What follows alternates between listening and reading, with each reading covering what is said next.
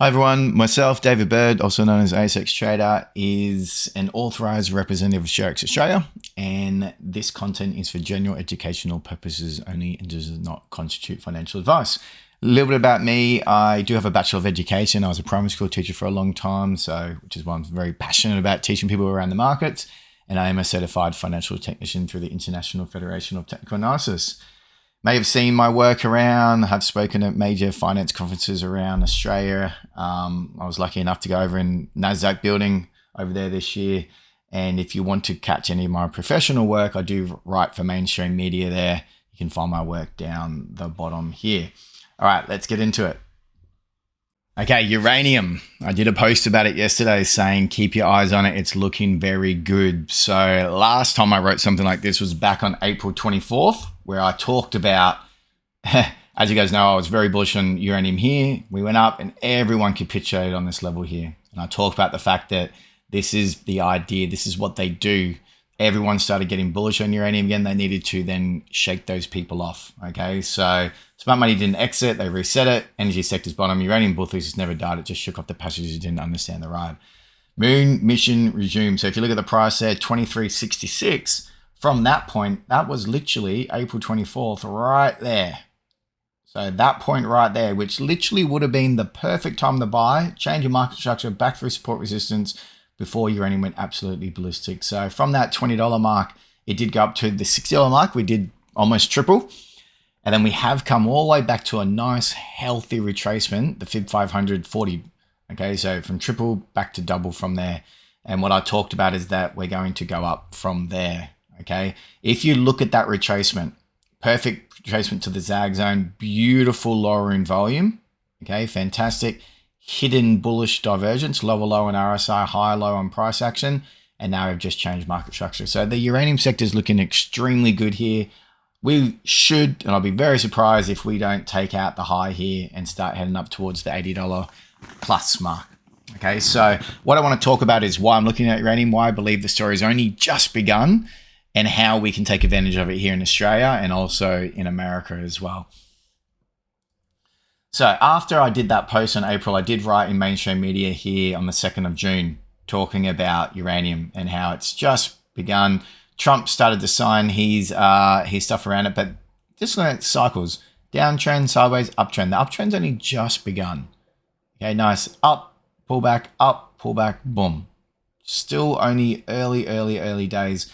This is me talking about how it lags gold as well. Okay, typically by about 7 months, which it did perfectly then as well. And mostly around the global shift in energy, with AI. What does AI need? Data centers. What do data centers need? Energy. Okay, and we're going to be moving in a very energy deficit kind of decade ahead of us with the amount that's going to be needed. So energy is going to be extremely bullish over the decade, and uranium's the only working clean energy source that we can use at a scalable rate right now. Okay, but what I want to show you here is uranium. What you've got to remember is whenever you invest in something outside of the benchmark, which in this case is the SP 500, you're taking on more risk. And if you're taking on more risk, you better be getting more reward. Otherwise, what's the point? Okay, so something that we teach at Master of the Markets a lot is to know where you are in the cycles and stuff like that. Ignore price. Price really means nothing. You need to know how is it performing historically against other things and also the benchmark. So if we put URA against the SPX, which is the SP 500, you can start to see where we are in the cycle as well, which is another telling sign as to where we are. So you can see you did not want to be in uranium for the last 15 years. Major bear market. We've moved then into this sideways consolidation. And what you can see here is that we had our first impulse up. 1, 2, 3, 4, 5, your first wave. And then from there, we've had this beautiful consolidation, ABC, come back down. And now if you look, what have we done? We've broken up. So we've actually changed market structure. And now we're coming back for a beautiful break and retest on the monthly. Like literally the perfect time to buy. If you didn't buy here when I first posted, April, this is the next best time now. Okay, so if we get our nice break and retest and we take out that high, that will confirm that uranium is now outperforming the benchmark, which means that's where you want to be because it's worth taking your investments in your own hands because you're going to outperform the benchmark. Otherwise, you might as well just park your money in the benchmark and sit and do nothing. All right, so it's really important to always make sure you're beating the benchmark, and also it helps you understand where you are in the cycle. Do you really think uranium's going to pump for 2 years, consolidate for 4 years, pump for a couple of months, and then roll over? That's not how cycles work. You don't go in a bear market for 15 years, go in a bull market for a couple of years, and then roll over. Okay, so this is the accumulation phase. Okay, first impulse, kind of no one's talking about it. Everyone was talking about it there. What they need to do, capitulate them through time. Now, again, only the savvy ones know. And then as we're moving into that nice, beautiful beginning of the public participation phase. So it's really important to know where you are. Also, you can see, whenever I do long-term investing, I always look for 3 things. And I look for TA as number 1, macro as another one, and then FA. Okay, I need the triangulation of data. These kind of ratio charts help you understand where you are in the macro, helps you understand where you are in the cycle. The cycle's just begun. TA helps me get the entry, and then I find what are the good companies within that also might perform well as well. Okay, so there's uranium. Another one you can look at is the URNJ as well. Okay, here's another one as well. And in Australia, you've got the URNM is the one. This one here as well. All right, so same thing. Come back to a healthy zag zone 302, old resistance acting as support. But again, first move up, pull back, first move up, pull back, ready to rock and roll again as well. Okay, you'll notice fantastic volume coming in off that impulse, lowering volume off the pullback. All right, still looking very good. These are the ETFs. These are the kind of the passive ways that you can get exposure to the uranium sector without having to go deeper. People always go, oh, what's better to go ETF or this and that? There is no better. The pros are the cons and the cons are the pros. Okay, everyone's timeline, everyone's thesis, everyone's risk tolerance is completely different. Someone like Tong, who's one of our educators, is worth over 15 million. He's going to have less risk tolerance than someone that's only got less than 100 grand because he's already wealthy. He just wants to keep that wealth keep going, so he's not going to take as much risk. So he's going to play the ETFs. He's not going to take. However, if you're down and you're sitting with a smaller account, less than 50 grand, that kind of thing, then obviously you're like, well, I'm trying to get rich. I want more upside. I'm willing to risk it for the biscuit. So to you, an ETF that does a 5x is probably not going to change your world. But finding the right uranium stock that does 100x will. Okay, so there's no right or wrong answer. It just depends on also, what can your personality deal with? Can you deal with fluctuations? Because uranium's already a volatile sector. And then you start going individual stocks within that, it's going to be even more volatile as well, which when you're on the right side, it's going to be amazing. When you're on the wrong side, it's going to be gut-wrenching. So, only me personally, I like a little bit of both. I like to get in the ETFs and that, put majority in there so then I know I'm playing the theme, don't have to worry about it. But then I also like to dive deeper and see, okay, who might be the winning horse that can hopefully give me that nice, big, huge home run as well.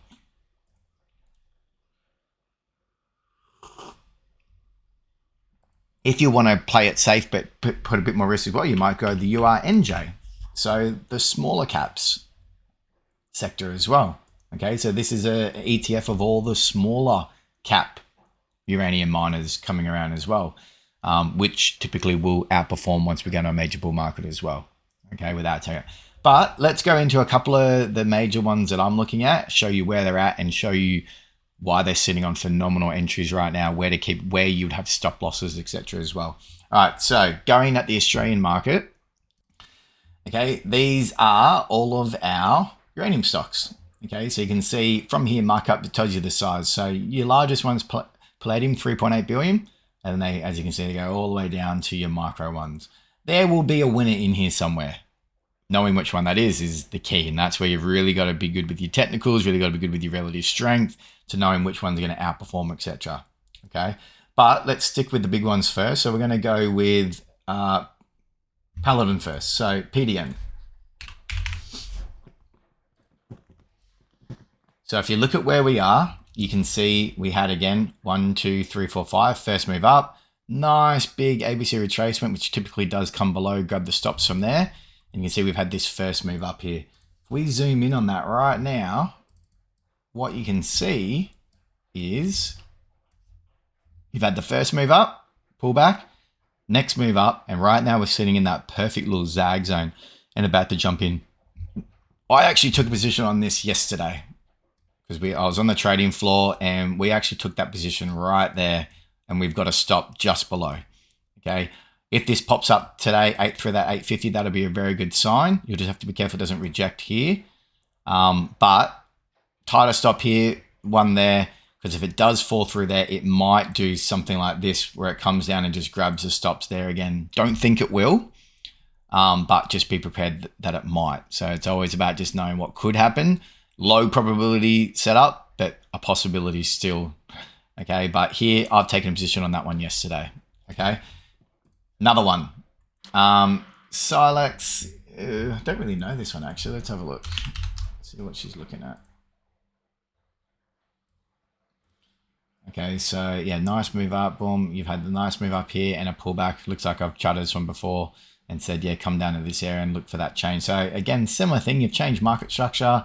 It's come back on lower in volume. So again, it looks pretty good. It's not one of my preferred, but to be honest, it's come down to a perfect zag zone as well. So yeah, if that is one that you do.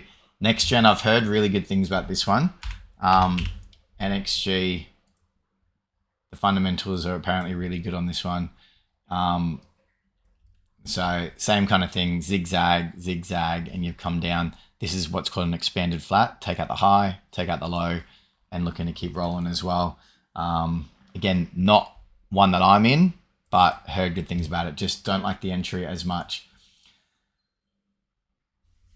PDI, they're more gold than that anyway. DPLO, I have been in for a long time, back from like 50 cents. This has been one of my best performers.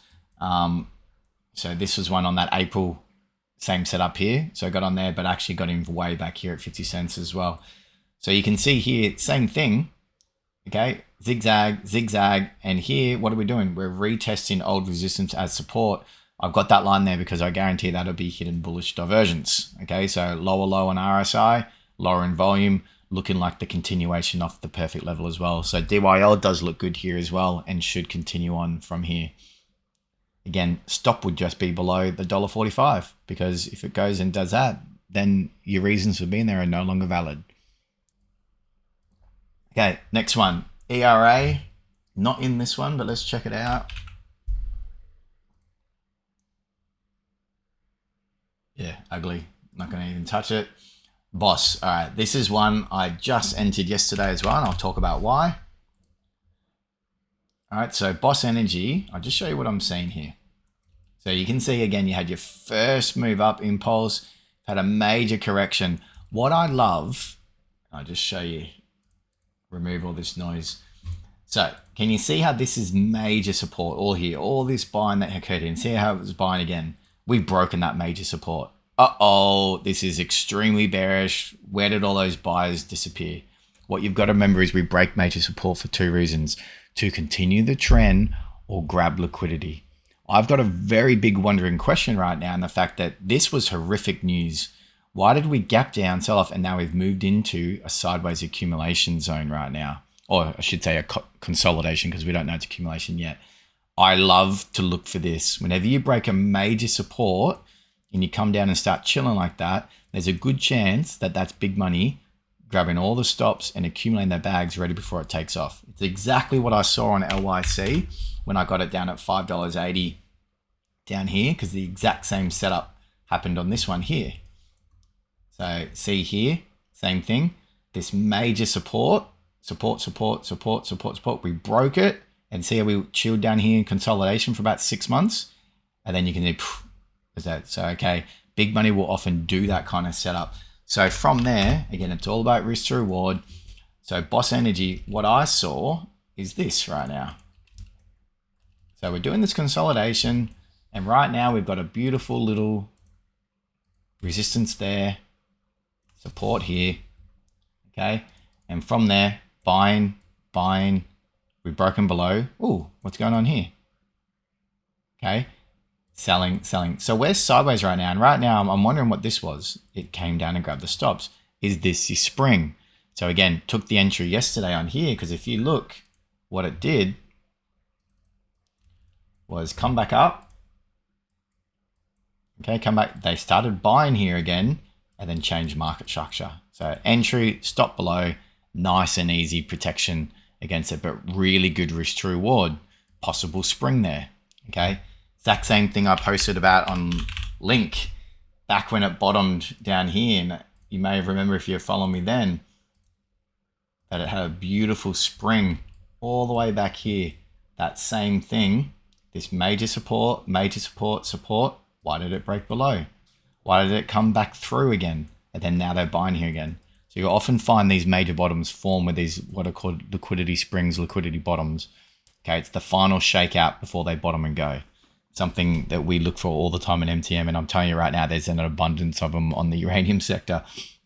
So yeah, anyway, that's what I'm seeing on Boss. I'm taking the entry, got the stop below, and hoping that that's the final spring shakeout there, and we'll see how we go. But on top of that, you like to look under the hood of the roof of that last move as well. And what you'll notice is, bring it up, can you see how volume didn't confirm the last move? So new low in price, higher low in volume, also complex bullish divergence. So divergence from there to there, plus from there to there. So double blinkers on the move, which is also a good sign that it's a liquidity bottom as well. Okay, so a lot of work to do, really early days, you know, looking for something like that. And then if these sellers disappear here, boom, that's when things get really exciting. But for me, perfect risk reward from here. Okay, back to our list. Another one I entered was Bannerman Energy. The Hulk, who can deny him? So same thing, this had come down, okay? You can see beautiful lower in volume, zigzag. This here is also trend line support from back. Come on, log. There we go. Oh yeah, from here, sorry. So trend line support from back here, coming up, zigzag. It's the 618, broke below. So again, I see support, support, support. We gap down below it. Why did we get down below it? And now we've changed market structure back through. Okay, to me, beautiful exhaustion gap, the capitulation low. And I took the entry there, changing back through the support resistance. Let me just zoom in and show you. Okay, so move up, pull back to the zag zone, change your market structure through decline, through support resistance, exhaustion gap. You know, perfect setup. So again, all about risk to reward, entry, stop below, and I'll just write it out. Okay, so Bannerman is one that I am in as well. That one, no. Lots, here's another one. So let me show you the setup as well on lot.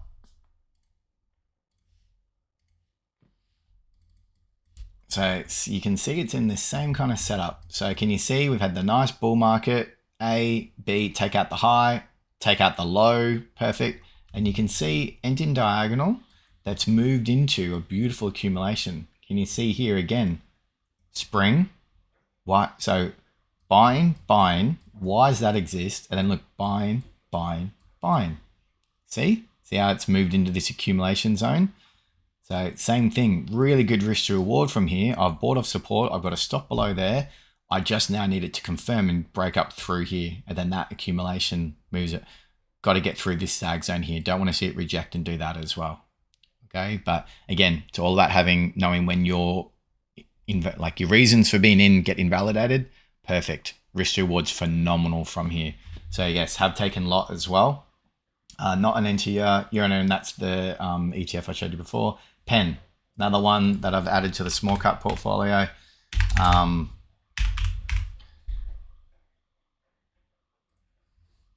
So same thing here. This was horrific. It gapped down, and why did it gap down and go into an ending diagonal? So that should have been horrific. It should have fallen off a cliff and kept going up. Why did we gap down, ending diagonal, come up, take out the gap, go higher, put in a higher low now at the zag zone and going? Okay, so taking an entry off the zag zone here, that's what's called an exhaustion gap. It's the final capitulation low, and that's the market telling you it's written it off. It was like, thank you very much. We'd actually already priced in that negative news. We're going to take advantage of that, and now we've marked the low. Okay, so again, in, stop below, perfect risk to reward from here as well. So Penn's one that I did enter as well. None of them. AEE is another one I've in. Craig likes the FA on this one as well, Craig Dixon. So again, risk to reward. Look at what's happened here. We've gapped up. We've consolidated. We've never filled that gap, which is a sign of strength. Buying, buying, buying, flipped. So I've now got this one in question. We broke this major support here. Why did we come down and go into an accumulation sideways? Now we've broken up, and where they were selling, we're looking for that buying again. Okay, so again, and what you'll notice is it's come down on lower in volume. You've got hidden bullish divergence. So again, taking an entry here on this one at the 17 cents and just going to put a stop below the 14 cents because my whole reason for being in is that should be your liquidity bottom accumulation. We pumped up, pull back to the zone, need these buys come back. Beautiful entry as well. Okay, and a bit of a FATA play with Craig Dixon's one. So another beautiful one there I've taken an entry on. EL8 looks good as well.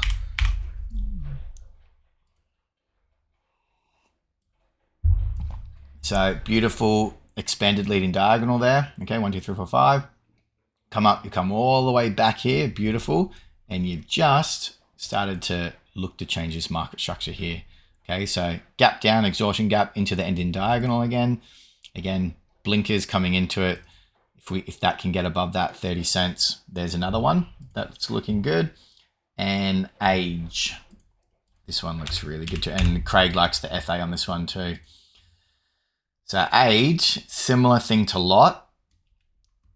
Okay, beautiful bull market, nice big ABC correction, correcting the whole move. And then for me, I've now got this wondering question: buying, buying, liquidity bottom, buying, buying, buying.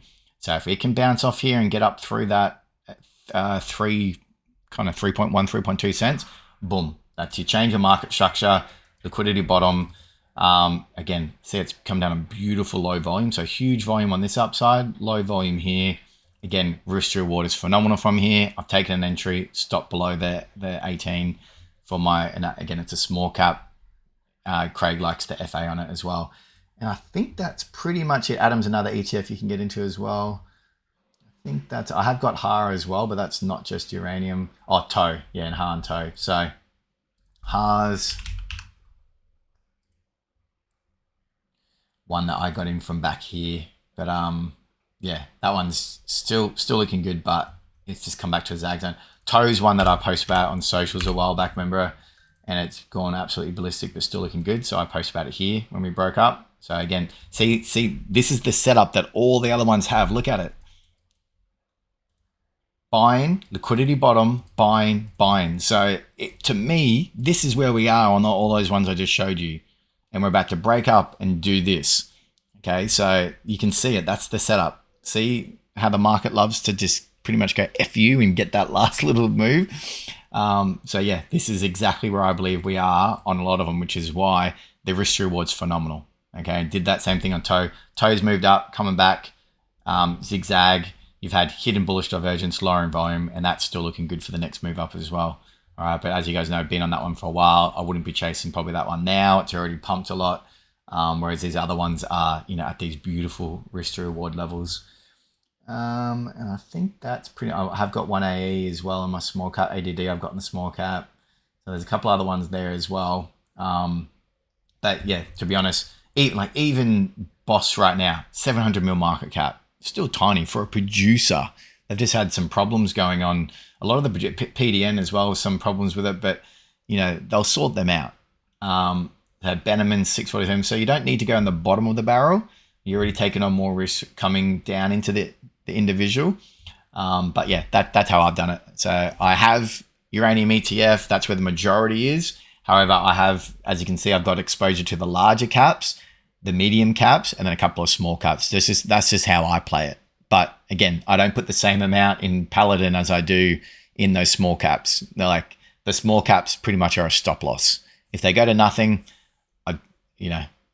don't even care. It's just like a stop loss. Get in here. It's a flesh wound. Whereas these ones, you're looking at 10, 20 times larger positions because, they're the producers that are looking to make it. All right. So different kind of ball game. Okay.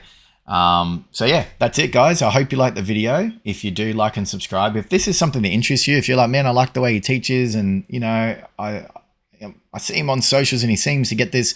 Instead of just following someone blindly, come and learn the stuff for yourself, guys. So if you're interested, we do have our next cohort starting in 47 days, starting next year. 2026 New Year's resolution, maybe make your financial situation the one that goes. We do have the different courses. We have the Tech 101, which is your term outlook, which is where you'll be able to identify the entries and exits for everything. And the year long is where if you don't want to ever have to listen to another person on YouTube again, that's what that's for. If you want to manage your own super, you want to maybe be a full-time trader. I can literally about 40 or 50 students that have done that one have become full-time profitable traders and quit their jobs from that. Okay, you've got to remember, it's very much like a classroom. You get 20% of students that are A's, majority in the C, a couple of D's and E's, bell curve. Same thing in financial literacy. Those 40 or 50 that I've talking about, they're my A students. They're the ones that showed up to every class, the ones that did all the work, the ones that, did even above the work. And that's why they got the results. And then also everyone runs their own journey. And then there's some that are in the C, like, I did all the work but they might not have had the same kind of prior knowledge. Maybe they were complete beginners, or maybe they had some bad habits they're still trying to drop. All right. But again, they're still profitable, but maybe it's a side income, or they've been able to drop back work a little bit, partially, but not fully. And then you've got others that maybe didn't do all the work. They didn't show up to every class, didn't do everything that was required. And, and they're just like in class.